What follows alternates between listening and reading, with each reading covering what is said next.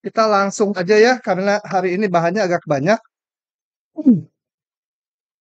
Nah, kita sampai ke persamaan bidang, saya akan bahas contoh-contohnya. Coba kita lihat dulu soal nomor 1. Ini adalah yang dasar sekali untuk membentuk persamaan bidang. Coba. Misalkan titik P dan Q, koordinatnya itu, tentukan persamaan bidang yang melalui titik P dan tegak lurus terhadap vektor PQ. Jadi vektor PQ adalah vektor normalnya, betul? Kan tegak lurus bidang. Jadi normalnya adalah vektor PQ. Saya hitung dulu. Q kurangi P. 4 kurangi 1, 3. 4 kurangi 2, 2. Min 2 dikurangi 3. Min 5 gitu. Ya. Kalau kita mau membentuk persamaan bidang, ini sebuah bidang, yang diperlukan adalah vektor normalnya, yang tegak lurus bidang, dan satu titik yang dilalui bidang. Ini ada dua, melalui titik P. Nah, ini ada titik P, udah diketahui ini. Ya. Oke, ada titik P yang koordinatnya 1,2,3. Normalnya udah kita hitung. Vektor 32,-5. Nah, prinsip dasarnya selalu harus punya vektor normal dan satu titik yang dilalui di bidang. Pada bidang gitu ya. Prinsipnya, ambil titik sembarang di bidang. Kalau sembarang jangan pakai angka ya. Ambil titik, jangan Q lagi, titik R gitu ya. Sebarang titik X, Y, Z. Ini sebarang titik. Kita bentuk vektor PR atau RP, nggak apa-apa. Jadi, ambil R itu sembarang titik di bidang ya.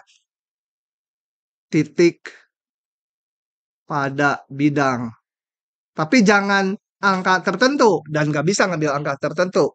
Karena belum tahu persamaan bidangnya juga. Kenapa sembarang titik? Supaya R ini mewakili semua titik pada bidang nantinya. Gitu ya, karena dia boleh yang mana aja pada bidang. Nah, bentuk ini kenapa jauh sekali, pantas nulisnya nggak enak. Bentuk vektor dari titik yang diketahui ke titik sembarang atau sebaliknya juga boleh, RP juga boleh. Yang isinya adalah kalau kita hitung R dikurangi P, X min 1, Y min 2, Z min 3 gitu ya. Ini alamat kuis lagi nih, kalau sedikit. So, ya. Tapi bahannya banyak, nggak tahu keburu nggak kalau mau kuis juga. Hah? Kuis hadiah nanti saya ganti PQ-nya jadi titik yang lain, terus hitung lagi persamaan bidangnya. Maka saya punya vektor N tegak lurus vektor PR ya. Kalau N itu vektor normal, maka setiap ada segmen garis di bidang pasti tegak lurus N. Itu ya, bayangkan di meja ini N-nya ini ke atas itu setiap garis di bidang atau setiap vektor di bidang tegak lurus terhadap normal. Ya udah tinggal kalikan aja. N dikalikan PR sama 0 karena saling tegak lurus. Kalikan keluar sendiri persamaan bidangnya. Itu dikalikan titik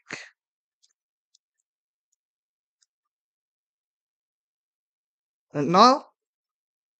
Nah, kita peroleh persamaannya 3X min 1 ditambah 2Y min 2 dikurang 5 kali Z min 3 sama 0.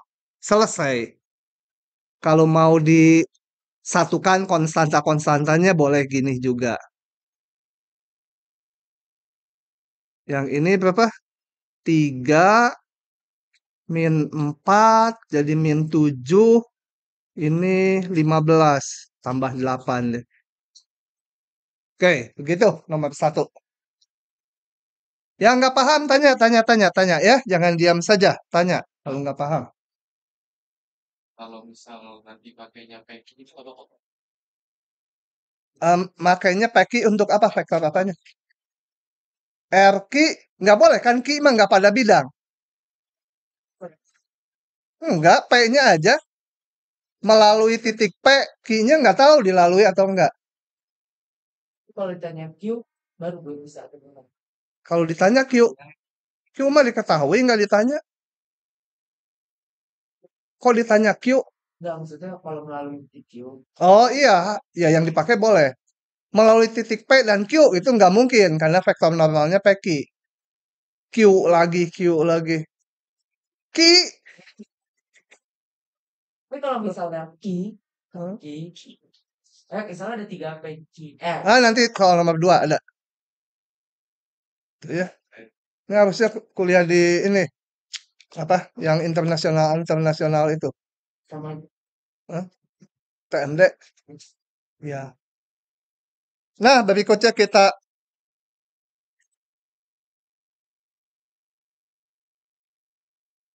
yang baru datang itu terlambat ya? Hah? Itu kamu terlambat? Sini di depan. Nyanyi dulu.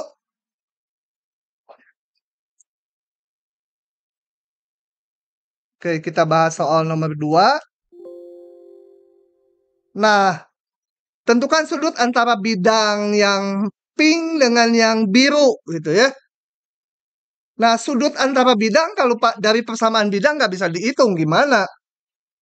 Ya, kan kita sudut itu kalau di vektor kenalnya rumus kosinus. Jadi, kita ini ditarik vektor normalnya, ini vektor normalnya, nanti sudutnya sama aja antara vektor normalnya. Ya. Jadi sudut antara dua bidang, cuma gambarnya nggak terlalu kelihatan ya, udah percaya aja. Sudut antara dua bidang sama dengan sudut antara kedua vektor normalnya. Gitu ya. Oke, jadi kita hitung aja. Normal yang ke satu berapa ini? Nah, normalnya koefisien X, Y, Z-nya aja. Ini bidang 2, normalnya ini.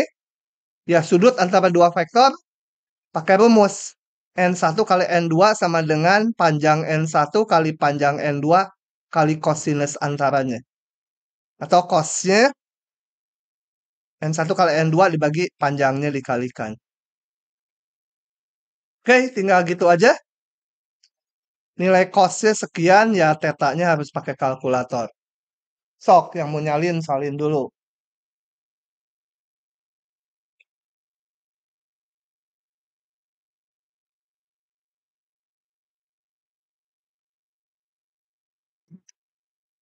Oke, begitu ya. Diingat-ingat sudut antara dua bidang adalah sudut antara vektor normalnya. Buktikan jarak dari titik ini ke bidang ini adalah ini. Agak susah ini. Dilewat aja? Jangan ya.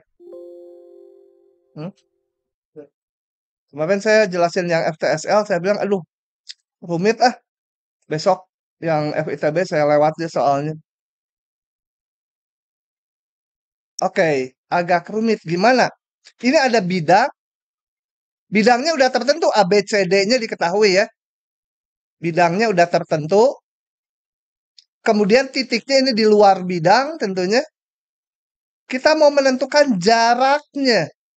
Jaraknya berarti dari titik X0, Y0, Z0 ditarik tegak lurus ke bidang yang hijau, betul? Jarak itu kan terpendek gitu. Tarik tegak lurus ya. Oke. Sebenarnya ini harus direvisi sedikit. Vektor normal tuh nggak harus sampai persis di bidang ya. Vektor normal tuh bisa aja panjang gitu. Ini yang saya gambar vektor normal sampai sini aja lah. Gitu ya. Ini vektor normal saya tempatkan pangkalnya di sini. Karena vektor itu kan boleh digeser-geser pangkalnya di mana aja. Ini vektor normalnya. Nah, jarak dari titik ke bidang adalah sampai bidang sini, betul? Titik vektor normalnya ditarik hanya sampai bidang sini. Tapi vektor normalnya yang merah sampai sini sih. Karena dapat dari sini. Nggak ada hubungannya dengan titik ini. Cuma kita tahu bahwa jarak titik ke bidang adalah ditarik tegak lurus. Pakai warna lain lah. Ini ya. Ini jaraknya itu, D itu ya. Kita mau ngitung D itu tunjukkan sama dengan ini. Oh, jangan D lagi, itu udah pakai D. S gitu ya.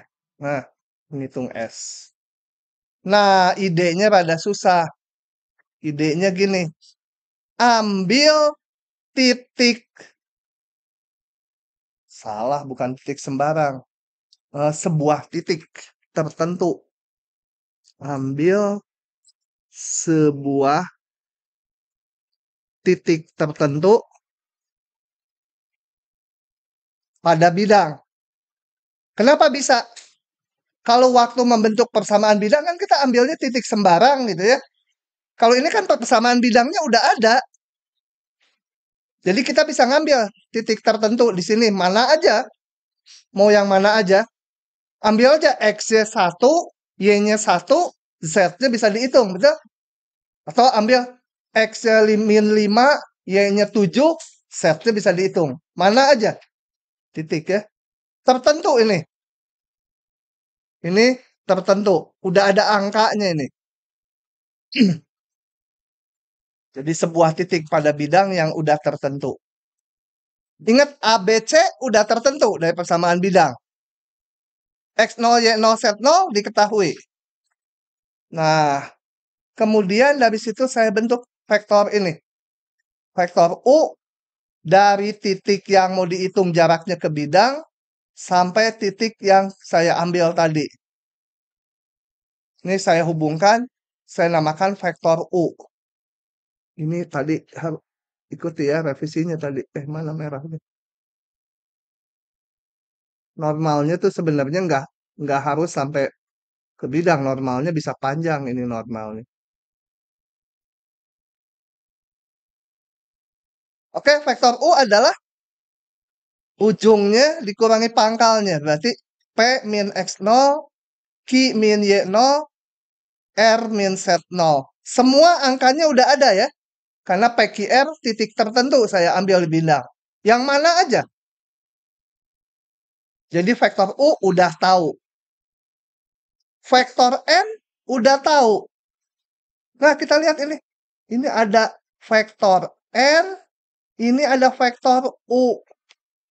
Maka jarak titik X0, Y0, Z0 ini ke bidang tak lain adalah proyeksi U ke N, betul? Kalau U diproyeksikan ke N kan jadi jatuh di sini. Kalau U saya proyeksikan ke N, hasilnya adalah ini ya. Di bidang ya ini. Nah, jadi jarak titik ke bidang adalah bukan vektor proyeksinya, tapi panjang dari vektor proyeksi U ke N. Panjang dari proyeksi U ke N. Yang hitam. Oke, jadi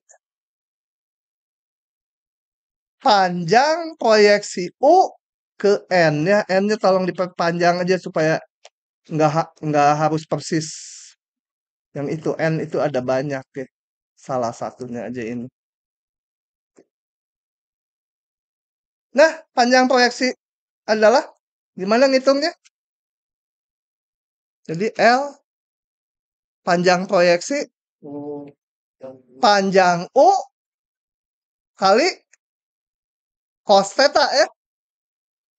Panjang U bisa dihitung panjang U kan tadi udah tertentu ini. Kali cos theta. Sama dengan panjang U cos theta apa? U kali N dibagi kali panjang N ya. Kita ngelihatnya sekarang ini sebagai U dan N. Sudut antaranya ini. Selesai. Agak susah ya. Idenya mengambil titik ini yang susah. Kayaknya kalau dikasih petunjuk, ambil sembarang titik di bidang, bukan, ambil titik tertentu di bidang bentuk vektor dari titik awal yang mau dihitung jaraknya ke titik tersebut gitu. Nah, itu kayaknya udah petunjuk membuat mudah. Oke, ini akan saya hitung di sini sekarang. Ini U cos theta. U kali. Ini gimana sih? Salah ini ya, panjang U kali panjang N ya. Ini ya. Panjang. Bukan. U kali N ya. Oke. Kita hitung. U kali N. Kenapa ini panjang ini terus ya? Nggak usah ini nggak. Hah, nggak usah nggak usah. Pak itu mengapa? Oh, U kali N-nya dihitung panjangnya jadi mutlaknya ya. Benar juga si profesor ganti profesor si ini nih salah. Panjang dari U kali N gitu ya. Maunya ini bukan U kali karena ini bisa negatif. Kita menghitung jaraknya jadi panjang U kali N. U kali N tinggal N-nya ini U-nya ini kalikan ini. Oke? Oh iya. Ini bisa dicoret U-nya. Ini tinggal N. Panjang N adalah ini. Beda sama ini. Gimana beda? Kita lihat gini. Saya kumpulkan yang konstanta ini sama yang ada X, Y, Z-nya. Ya semua konstanta karena angkanya udah diketahui. Nah, kita lihat. Ini sama dengan D besar. Kenapa? Nah, karena PQR-nya pada bidang, maka memenuhi ini kan? AP tambah BQ tambah CR harus sama dengan D. Kan PQR pada bidang memenuhi persamaan bidang. Ini harus sama dengan D. Nah, begitulah jaraknya ketemu. Ini si ngantuk nih mantap deh. Hah? CPU-nya gede. Memorinya juga gede dia.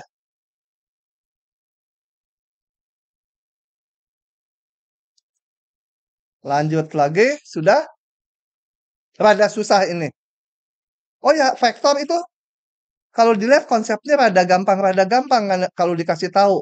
Tapi nanti kalau ditutup di soal tutorial nanti kelihatan banyak perlu ide. Oke, berikutnya saya akan bahas persamaan garis di ruang. Saya akan jelaskan lewat manual aja. Nanti ininya baca sendiri aja. Sebenarnya dari manual saya nanti ngingetnya gampang. Persamaan garis itu syaratnya harus punya ini dulu. Ntar. Mana sih? Nah, ini baris pertama aja. Persamaan garis kalau di bidang itu gampang ya. Kalau di ruang, nah. Tapi yang ini berlaku juga untuk di bidang nanti yang diturunkan ini. Karena pokoknya konsepnya vektor. Nah, untuk membuat persamaan garis, mau di bidang atau ruang sebenarnya sama aja.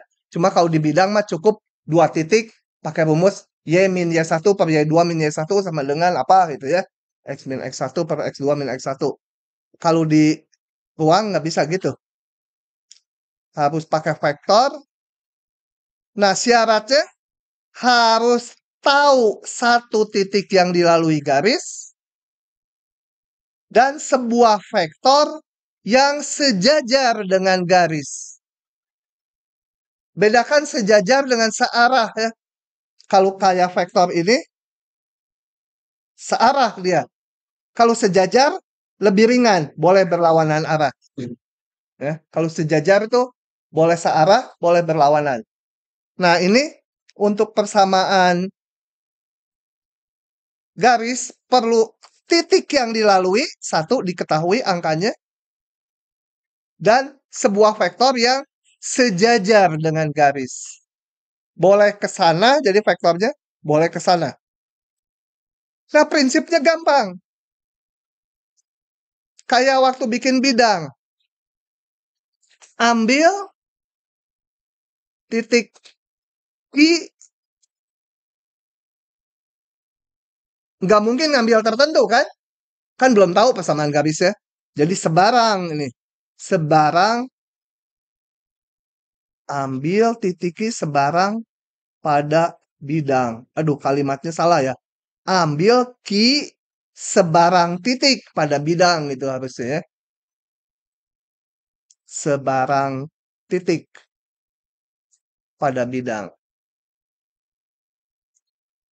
Kemudian saya bentuk vektor PQ.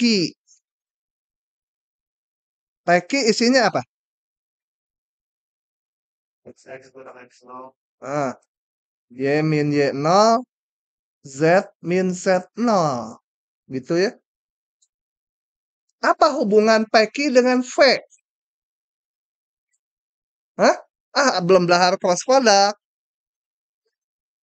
Dia mah udah sampai cross product, pantesan. Yang depan jadi kerasa gampang. Hmm? Kalau searah, vektor gimana hubungannya? Vektor A dan vektor B searah. Hah? Jadi, Ya kan? hah? Apa? Ibu udah saya orang tanya. Ah, boleh itu, tapi itu nggak berhasil. Apalagi? Kalau searah, maka PQ gimana? Hubungannya dengan vektor V. Hah? Ini vektor PQ ini katakan. Vektor V ini gitu. Apa hubungannya? Hah? Vektor satuannya sama, tapi nggak mau vektor satuan, dan nggak perlu. Hmm? Lebih gampang dari itu apa? Ini aja. Kelipatannya, betul? Beli vektor satuan segala susah-susah. Kelipatannya. T-nya bilangan real. Tuh. Kenapa bilangan real? Karena Q-nya sembarang titik pada garis. Jadi belum tertentu. Kalau belum tertentu ya ininya juga bisa macam-macam T-nya. Kalau PQ-nya panjang sekali ya T-nya besar. Kalau PQ-nya ke bawah sana ya T-nya negatif gitu ya. Oke. Sudah, tinggal itu aja masukin sekarang itu. PQ tadi apa? X min X0, nongol sendiri persamaan garisnya. Jadi yang diingat hanya yang itu. T kali V-nya apa tadi? ABC. Vektor ABC.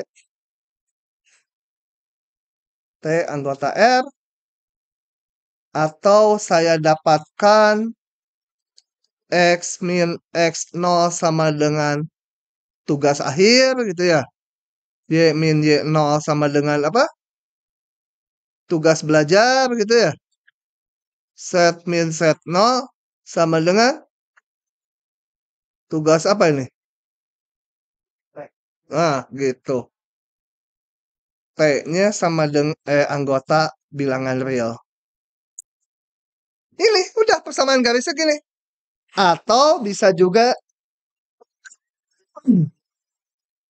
X sama dengan X0 ditambah TA. Y sama dengan Y0 ditambah TB. Z sama dengan Z0 ditambah TC. T-nya bilangan real. Jadi bentuknya dalam parameter X fungsi T. Ingat ini X0, Y0, Z0 udah tahu angkanya. ABC juga udah tahu angkanya dari awal. Jadi ini X fungsi dari T. Y fungsi dari T. Z fungsi dari T. Fungsi parameter. Nah, makanya dinamakan ini persamaan parameter. Tapi nggak tahu dinamainya parametrik gitu ya. Garis. Nyebut persamaan parameter garis juga boleh. Nah, kadang-kadang kita pengennya nggak ada T-nya. Persamaannya pengen dalam X, Y, Z aja. Kayak di bidang kan munculnya hanya X, Y, Z aja. Boleh. Kita eliminasi T-nya dari sini. T-nya sama dengan X min X0 per A, itu kan. Dari persamaan kedua, T-nya Y min Y0 per B. Dari yang satu lagi, Z min Z0 per C. Ini dinamakan persamaan simetrik. Simetrik dari garis. Gitu ya. Kuncinya sebenarnya cuma ini aja. Ambil titik sembarang, bentuk vektor, vektornya kelipatan vektor arah. Gitu. Kadang-kadang ditanya yang parameter atau yang simetrik ya. Coba dulu saya. Siluk, tutup dulu. Ah, kelihatan ya. Tutup juga. Gimana supaya nggak kelihatan? Nah, kasih titik situ. Kalau saya punya persamaan garis gini. X min 2 per 3. Y min 5 per 6. Z min 7 per 8. Vektor arahnya mana? Hah? Vektor arahnya berapa? Vektor arah garis. 368 atau 257? Hah? Ciluk. Mbak, lihat lagi ke sini. Ini vektor arah yang di bawah sini ya. Oke. Jadi kalau dibalik harus bisa. Diberikan persamaan garis, harus tahu vektor arahnya. Dan nggak tunggal ya vektor arah tuh, boleh kelipatannya. Kelipatan V juga vektor arah. Oke. Udah, persamaan garis itu aja. Teorinya. Tinggal lihat soalnya. Soalnya. Ih, masih banyak ya. Itu hasil kali silang lagi tuh. Tapi udah kan, udah dibahas sama dia tadi.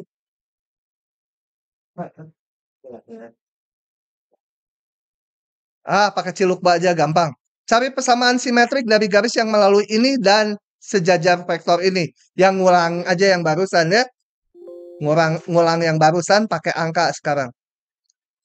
Kembali kalau mau membentuk persamaan garis harus tahu titik yang dilalui dan vektor arah. Vektor arahnya nggak harus di luar gini ya. Berimpit dengan si hijau juga nggak apa-apa. Vektor tuh kan bisa digeser-geser. Ini bangkunya goyang-goyang kayaknya. Biar cepat mati dosen-dosen mengurangi jumlah populasi. Nah, kan kalau jatuh, plek gitu mati. Geger otak.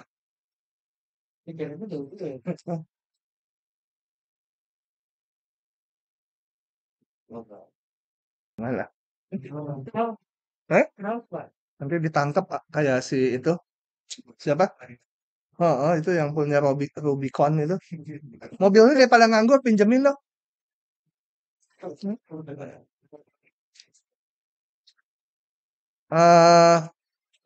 Oke, jadi caranya tadi apa? Ambil titik sembarang di garis. Sembarang ya, jangan titik tertentu. Jadi X, Y, Z ini yang mana aja tapi di garis biru. Maka vektor PQ sejajar dengan V. Kalau sejajar, yang satu kelipatan yang lain. Ini nulisnya boleh juga. V sama dengan T kali PQ. Nanti sama aja persamaannya. Pokoknya vektor satu kelipatan yang lain. Ya. Udah tinggal hitung aja. Masukkan angka-angkanya yang diketahui, nongol persamaannya. Minta persamaannya simetrik, berarti nggak ada parameternya. T-nya aja dihitung. Gitu ya. Tambahkan ini T-nya bilangan real gitu. Harus ada Pak. Harus, kalau nggak apa T-nya? Kambing gitu.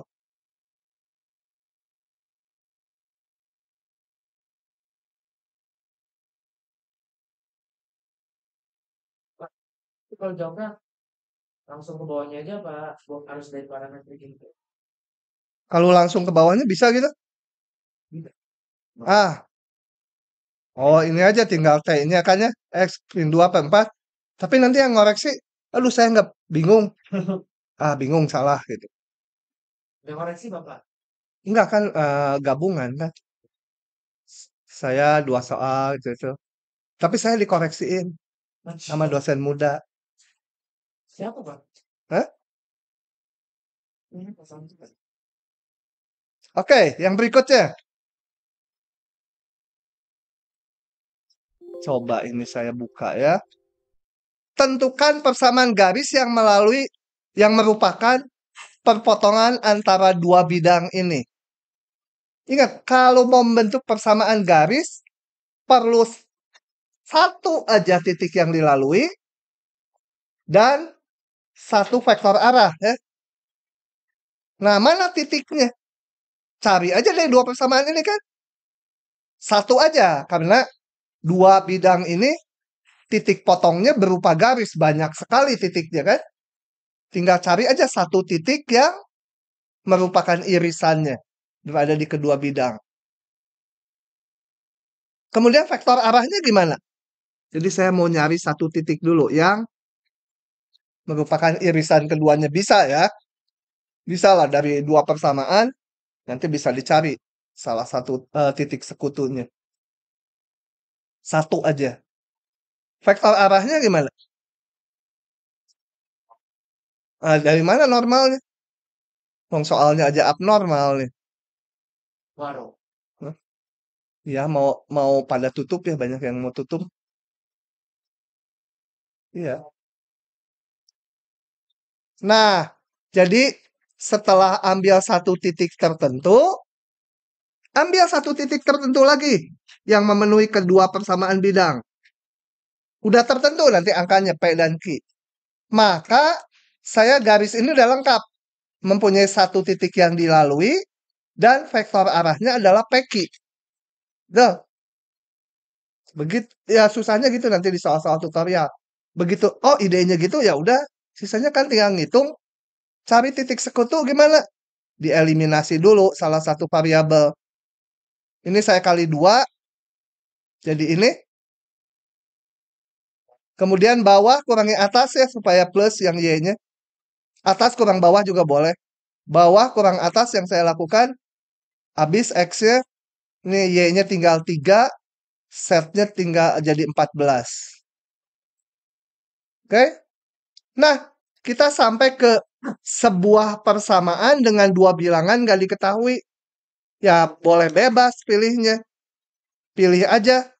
Ini. Oh ya, ini. Diperkecil dulu. Dibagi 7 semua. Ambil aja Y-nya berapa? Y-nya 0. Z-nya 4. X-nya berapa? Masukkan ke sini. Atau ke sini sama aja. X-nya dapat. X-nya berapa? Y, saya masukkan ke persamaan 1 ya. 2x min Y-nya berapa? 0 min 5 kali Z-nya 4 sama dengan min 14. Jadi dapat X-nya berapa? Min 20 tinggal 6 per 2, 3 ya. Ini ambil titik sembarangan. Sembarang aja. Kan titiknya banyak sekali titik sekutunya. Pokoknya dari memenuhi persamaan ini. Ambil lagi berapa? Y-nya. Atau Z-nya boleh. Ambil setnya boleh, nanti Y-nya yang dihitung. Ambil Y-nya 8. Kenapa ambil 8? Supaya gampang, setnya pasti 0. X-nya hitung lagi dari sini. Ya, hitung lagi dari sini X-nya. Dengan pakai Y dan set yang kedua.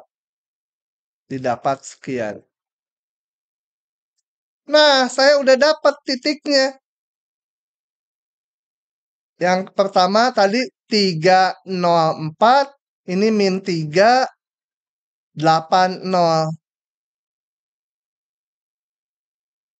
Jadi, vektor arahnya boleh QP, boleh PQ ya. Vektor arahnya PQ itu. Titik yang dilaluinya titik P. Atau titik Q boleh. Nah, lihat soal sebelumnya membentuk persamaan garisnya. Pokoknya udah dapet titik dan vektor arah. Udah kayak nomor 1. Ini misalnya kita ambil X, Y-nya itu nggak kayak gini kan kelihatan polanya. Misalnya kita ambil kayak Y satunya 5, Y 2-nya 8, itu nanti vektor PQ-nya akan sama, Pak? Enggak sama tapi searah. Sejajar. Tentu aja beda. Kalau titiknya diambil beda, PQ-nya beda. Bisa ke sini bahkan. Bisa. Tapi kelipatannya pasti. Sejajar ya. Enggak harus searah. Bisa malah jadi minus ya itu. Ini aja bisa vektor arahnya bisa PQ, bisa QP. Nah, oke. Tapi persamaan garisnya pasti tunggal nanti. Sama. Setelah dihitung.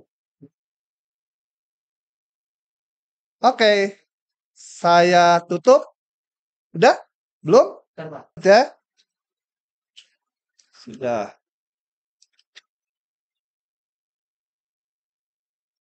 Nah, kita akan masuk ke hasil kali silang. Jangan tanya ini munculin dari mana ya. Karena kalau mau tanya, loh kenapa sih munculin konsep ini? Sebenarnya asal-usulnya ada keperluan sesuatu yang mau dihitung. Ngitungnya pakai cara gini gampang. Disusunlah sebuah konsep yang namanya cross product gitu ya. Kalau mau menelusuri, masuk aja matematik. Kamu masuk matematik aja. Hah?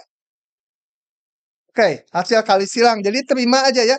Kenapa kok hasil rumusnya gini gitu? Terima aja dengan hati terbuka. Kalau nggak mau terima ya pindah ke matematik biar ditelusuri asal-usulnya. Oke. Gini, hasil kali dua buah vektor kita udah mengenal yang namanya hasil kali titik. Hasil kali titik hasilnya itu berupa skalar ya. Kalau hasil kali silang itu hasil akhirnya itu vektor. Dan hanya berlaku di vektor minimal 3 komponen. Kita nggak belajar yang 4 komponen. Jadi bilang aja ini hanya berlaku di 3 komponen. Yang 2 komponen nggak ada hasil kali silang. Ya. Harus 3 komponen. Nah, cara menghitungnya gini. Simbolnya dulu harus ditulis kali gini. Hasil kali silang itu ada kalinya atau cross ini ya. Caranya itu kita pasang simbol, ini namanya simbol determinan. Kalau di matriks itu simbol gini, simbol determinan. Sini pasang vektor satuan, vektor bukan satuan, vektor basis IJK. Ini pasang U1, nggak boleh terbalik. Kalau U kali V, ini harus U dulu, baru V. Karena dia nggak komutatif nanti. Nah, kemudian cara ngitungnya gini.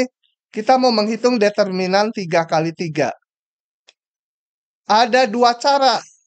Cara yang ini kali ini kali ini, tambah ini kali ini kali ini, gitu ya. Tambah ini kali ini kali ini, itu nggak akan saya pakai. Pakainya yang ini. Yang di sini aja. Setelah ditulis gini, kita iriskan yang I. Diiriskan maksudnya dihapus. Baris dan kolomnya. Hapus. Tinggal ini yang kelihatan. Nah, hitung determinannya.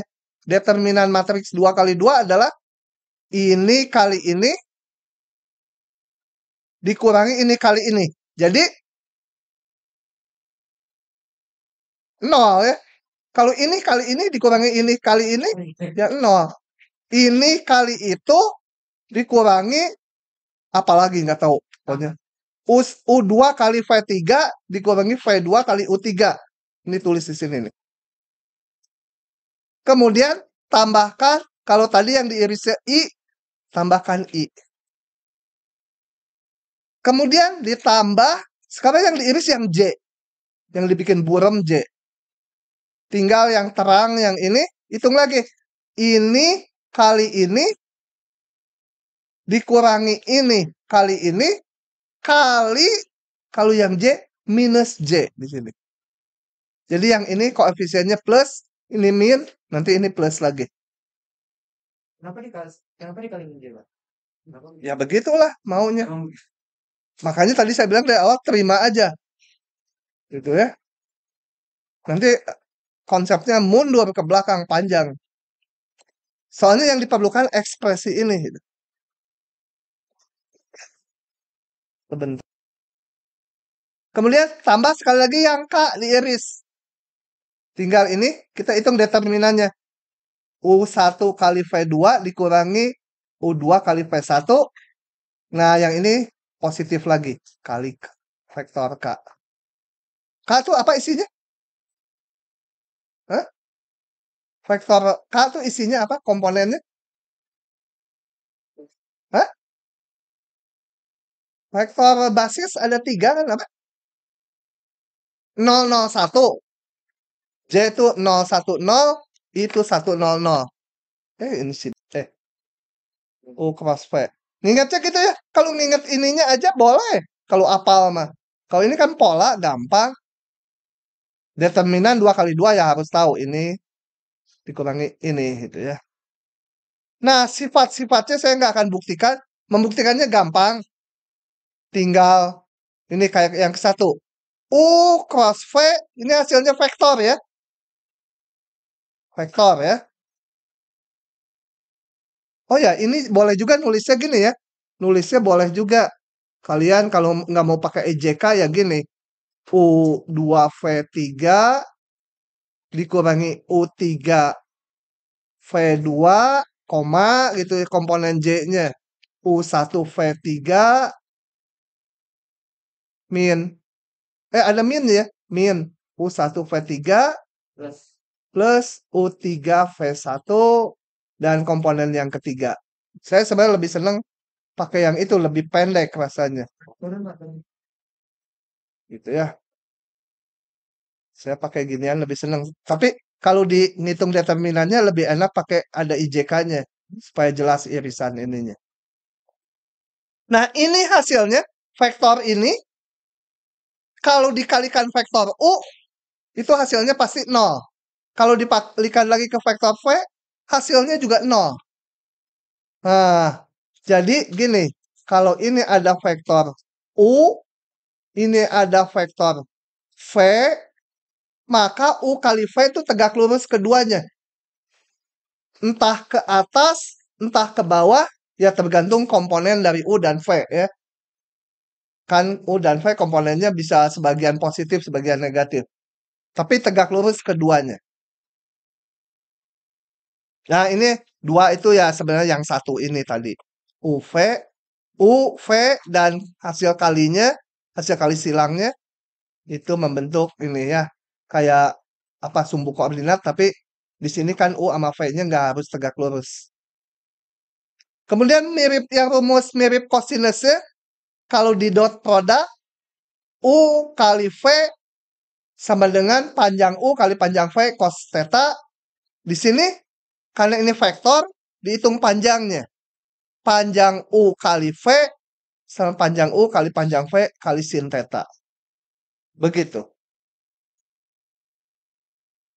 Oke.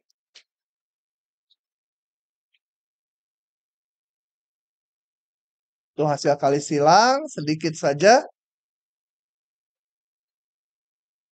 Nah, saya bahas contohnya.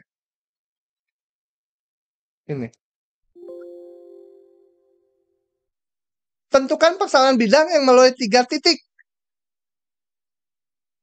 Kalau membentuk persamaan bidang, kita kan perlu 1 titik aja ya, sebenarnya. Sama 1 vektor normal. Titiknya perlu 1 yang mana aja pakai. Ini kan ini semua pada bidang nih, melalui 3 titik ini. Titiknya udah dapat. Katakan titik P mau saya pakai. Titik yang dilalui bidang. Vektor normalnya mana? Dapat dari mana vektor normalnya? Kayak gitu lah. Hah? Harus. Vektor normal tuh harus tegak lurus bidang. Hah? QR mah nggak tegak lurus bidang pada bidang. Kan ini ketiga titik ini pada bidang. Vektor PA. Hah? XYZ dari mana? Tapi nanti vektor, enggak harus ada vektor normalnya dulu kalau membentuk persamaan bidang. Kalau udah ada titik, ada vektor normal, baru tadi ambil XYZ sembarang. Hah? Profesor? Lagi mikir profesor nih. Hah? Dulu PQ PR. Hah? PQ PR dikurangin nggak tahu. Kalau 2 vektor yang sebidang mah dikurangi, terletak di bidang itu juga. Ini malah harus tegak lurus. Ini kan contoh dari ini. Manfaatkan ini pasti dipakai. Kan ini contohnya. Nah, gimana? Hah? Susah. Ambil abis. Hah? Yang satu ambil Hah? teruskan 2 Iya, dia benar. Apa? Ah, bentuk aja PR. Kan pada bidang tuh. PR. Dan PQ. Kan pada bidang tuh. Di-crosskan kan tegak lurus. Kalau tegak lurus 2 segmen garis di bidang, ya tegak lurus bidang, betul? Kalau ini ada ini P, aduh, jelek. Q, ini R, ini PR, PQ. Di-crosskan kan ke sini atau ke dalam? Iya. Nah, tegak lurus itu berarti tegak lurus bidangnya kan? Ya udah, itu vektor normalnya. Jadi kita hitung. PQ sebut U supaya pendek lah. V itu PR. Tetapkan vektor ini. PQ kali PR. Itu vektor normal bidang. Ngitungnya kayak tadi, udah percaya aja ini. Saya nggak detailkan lagi. Ya harusnya dihitung determinan dibagi 3 tadi ya. Diiris dulu yang ini, gitu. Kemudian iris yang J, iris yang K. Oke? Normalnya udah tahu. Jadi dia vektor normal bidang. Udah ambil sembarang titik S. Jadi kita udah punya titik yang dilalui, titik P. Vektor normalnya udah punya. Ambil sembarang titik pada bidang S. Titiknya. Maka PS dikali vektor normal harus 0. Hitung. Kalau ini dihitung, nongol persamaan bidangnya. Kalau di ujiannya sampai sini ya, kaliin ini vektornya. Begitu. Lagi? Lanjut.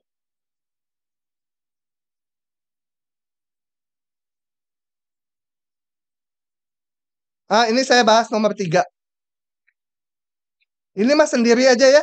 Kaliin, ini kaliin. Dibuka selintas aja. Enggak. Minusnya dia.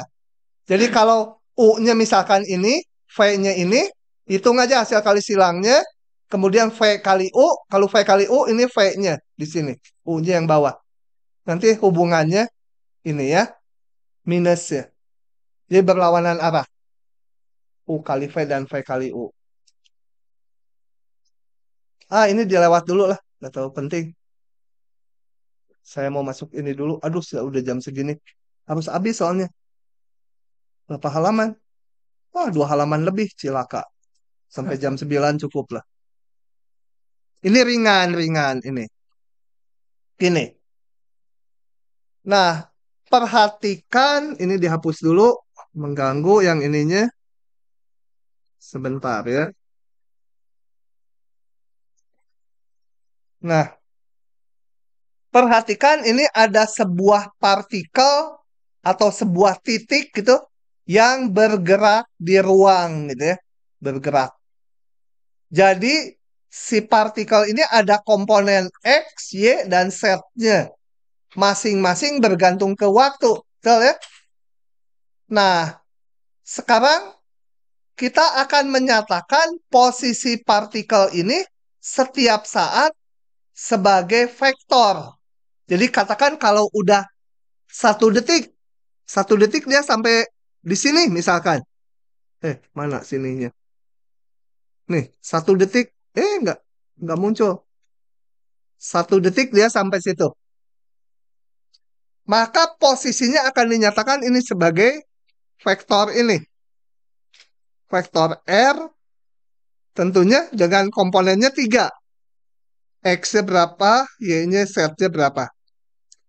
Jadi nggak pakai koordinat, maunya diikuti sebagai vektor. Ya. Nanti kalau T-nya udah sampai 2, katakan di sini. Nah, ini posisinya dinyatakan sebagai itu. Jadi kalau T-nya 1, ya ini harusnya R waktu T-nya 1.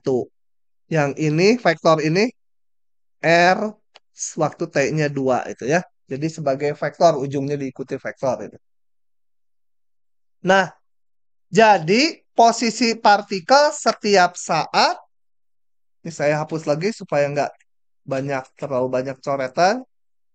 Posisi partikel kalau setelah T detik dia sampai di sini, posisinya dinyatakan sebagai ini. Kenapa ini fungsi? Karena X, Y, Z-nya kan berubah-ubah terhadap waktu. Ya. X-nya fungsi T, Y-nya fungsi T, Z-nya fungsi T. Nah, ini dinamakan fungsi vektor. Notasinya boleh R gini, boleh F besar gini. Yang penting dia ada 3 komponen gini. 2 atau 3 tergantung partikelnya di bidang atau di ruang ya. Kalau gerak partikelnya di bidang, ya komponennya cuma 2. Kalau di ruang 3. Boleh pakai IJK nulisnya gini. Boleh juga pakai kurung siku. Saya lebih seneng yang kanan sebenarnya. Terbiasa saya pakai yang vektor ini. Tapi di soal suka munculnya pakai IJK. Jadi jangan bingung ya kalau pakai IJK ya maksudnya vektor kayak biasa aja. Dengan mengingat itu 100 vektor J-nya 010 dan 001. Oke. Nah, kenapa dinyatakan dalam vektor? Karena nanti mengamati kecepatan, percepatan, dan arahnya itu gampang. Gitu ya. Karena vektor itu besaran yang punya arah. Kalau dalam besaran aja, dalam ininya nggak dalam parameter gini, jadi bukan vektor, susah nanti arahnya. Nanti yang bisa kelihatan hanya besarannya aja. Ini nanti bisa kelihatan dengan arahnya.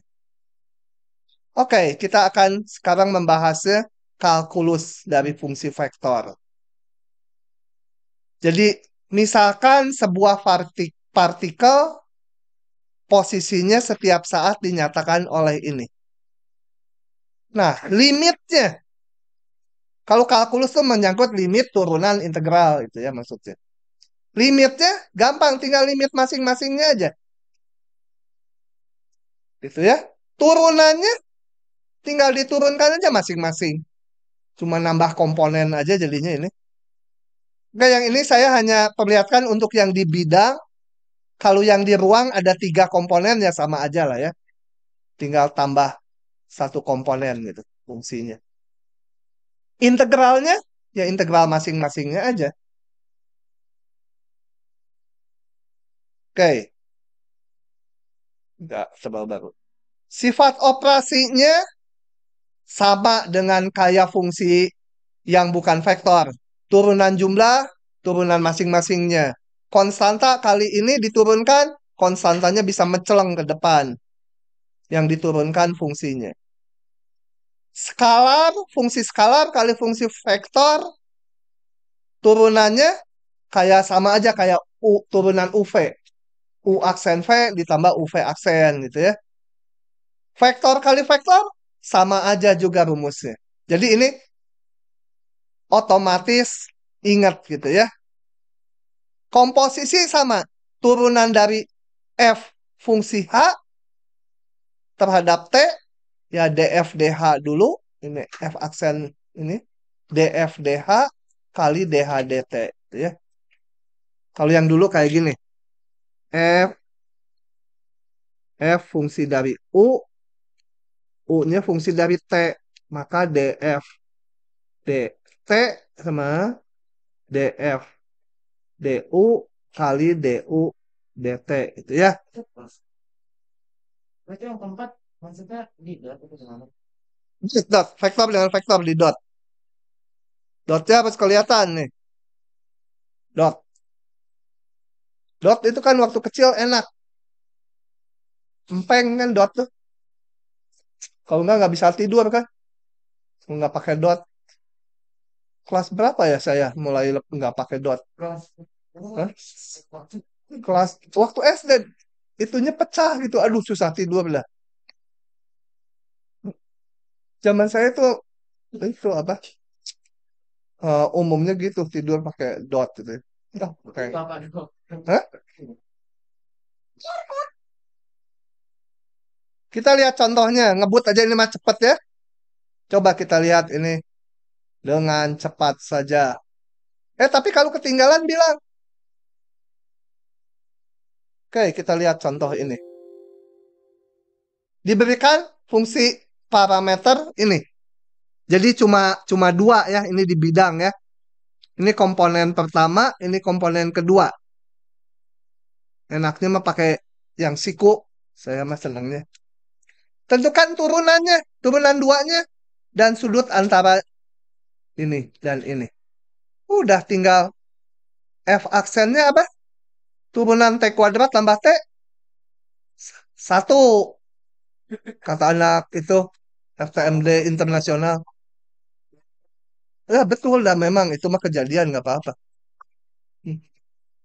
Nah, Pak, yang masalah itu juga kejadian, Pak. Ya tapi itu mah takut.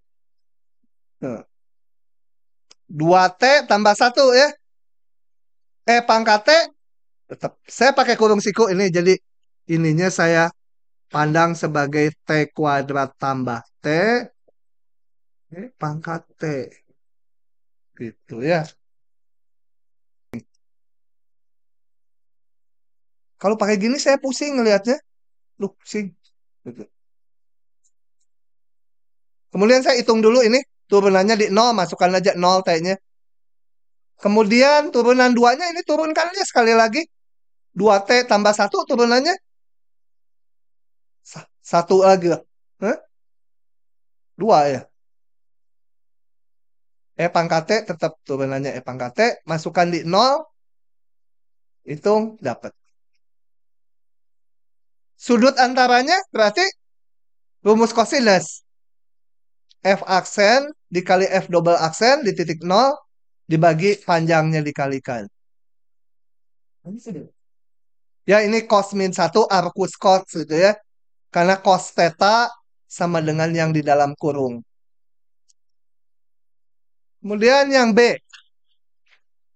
Ini turunan dari ini. Ya udah pakai perkalian biasa aja. Turunan U kali V. Turunan U kali V ditambah U-nya tetap T pangkat 3 kali turunan V. Belum dihitung turunan V-nya. Baru di bawah dimasukkan. Di pinggirnya.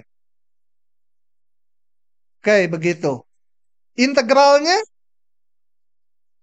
integralkan aja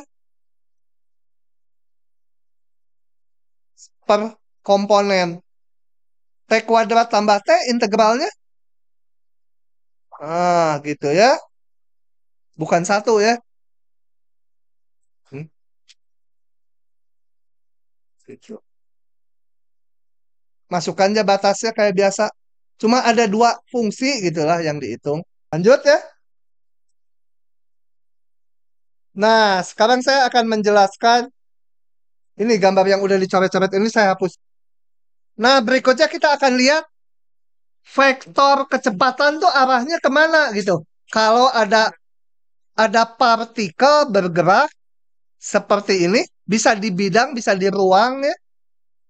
Sebuah partikel bergerak sepanjang kurva merah, arahnya seperti itu. Nah, kita lihat. Oh, sebelum dulu partikel, saya mau nanya dulu. Di kalkulus 1, masih ingat nggak? Turunan di titik X sama dengan definisinya apa?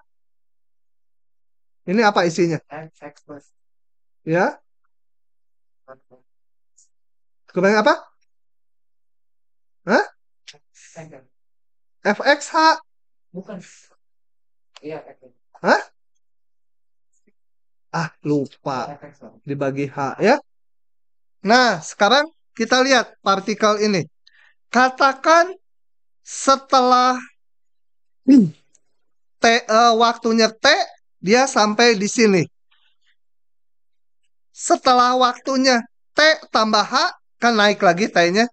Dia gerak lagi. Waktu T-nya tambah H, dia sampai di sini. Jadi posisinya ini, posisinya dinyatakan sebagai vektor R kecil ya. R. Di sini R. Sorry, yang ini dulu. RT, ini RT tambah H. Nah, sekarang kita lihat. RT ditambah H min RT. Kalau saya limitkan H mendekati 0, ini dibagi H, itu sama dengan kecepatan, betul nggak? Ya, sorry. Sama dengan turunan. Sama dengan, ini kan R-nya posisi kecepatan gitu ya. R aksen juga vektor sebenarnya.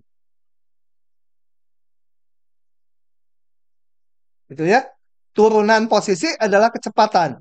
Isinya mirip kayak ini. Sama, turunan tuh definisinya ini. Kita lihat. R ini. RT tambah H dikurangi RT adalah vektor biru. Kenapa? Kita lihat gini. Vektor ini, vektor RT,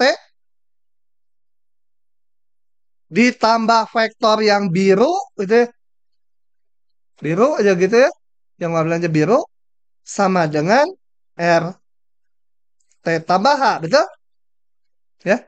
Vektor ini tambah ini sama dengan vektor ini kan? Menurut sial jumlah. Jadi yang biru adalah RT tambah H dikurangi RT, betul? Nah, oke. Sekarang H-nya menuju 0.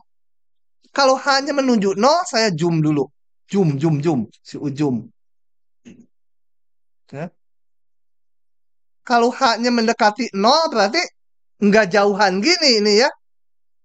Ini RT di sini, RT tambah H mungkin di sini gitu kan. Zoom lagi supaya kelihatan lagi. Zoom. Gitu ya. Itu RT tambah H, vektornya yang dari 00 ke sini. Vektor yang birunya adalah itu. Jadi kalau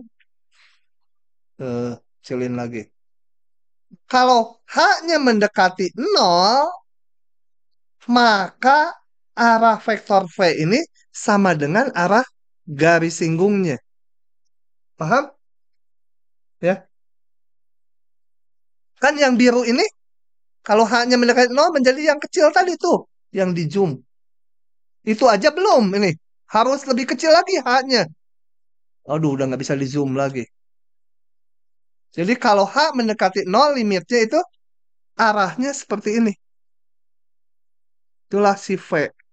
Jadi arah vektor kecepatan itu sesuai dengan arah garis singgung di setiap titik. Ya berubah-ubah terus. Kayak gerak melingkar, arahnya kemana? Ya berubah setiap saat. Ini juga arah kecepatannya berubah setiap saat, kecuali dia konstan dulu itu. Ya.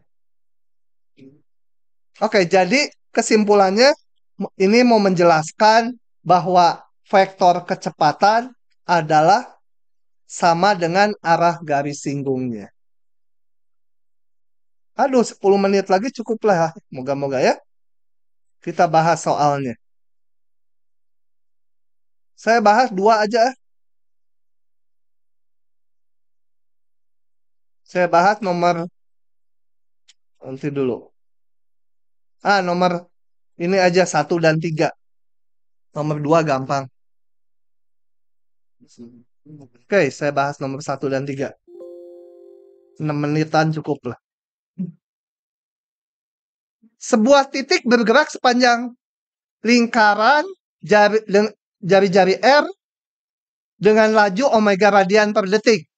Ini posisi awalnya R,0 di sini. Di R,0. Bukan 1 R. Tentukan kecepatan, percepatan, dan gambarkan. Ya, gambarnya kecepatannya nanti tegak lurus sekali. Bukan tegak lurus, sesuai garis singgung kecepatannya. Nah, yang diperlukan untuk ngitung kecepatan harus tahu posisinya. Betul? Kan kecepatan tuh turunan dari posisi. Jadi saya akan mencari posisinya dulu. Misalkan titik P ini bergerak di sini, titik P sampai sini. Pada saat T. Posisinya R, T. Setelah T detik, posisi P itu posisi T sama dengan dulu. Adalah kita nyatakan dalam RT. Tentunya ada komponen X-nya, betul? Ada komponen Y-nya masing-masing fungsi T. Karena X dan Y-nya berubah-ubah terhadap waktu. Coba saya mau menurunkan berapa ininya. Kalau kecepatan sudutnya omega. Nah, pakai cara SMP gini. Waktu T-nya setengah detik. Sudut yang ditempuh berapa?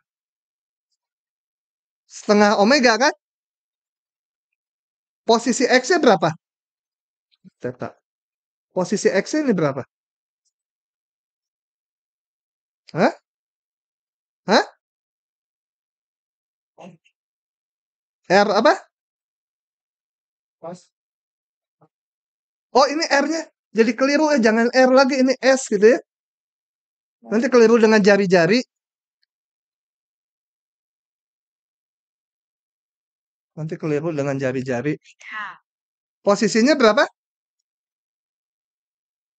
X-nya berapa ini? Ini X ini. Ini jari-jarinya kan konstan. Kalau ST itu kalau nanti T-nya sekian ya ST-nya ini. T berikutnya lagi ST-nya ini. Kalau panjangnya mah selalu sama dengan R. Hah? Apa? R? Hah? R theta. Cos theta. Cos setengah W itu ya.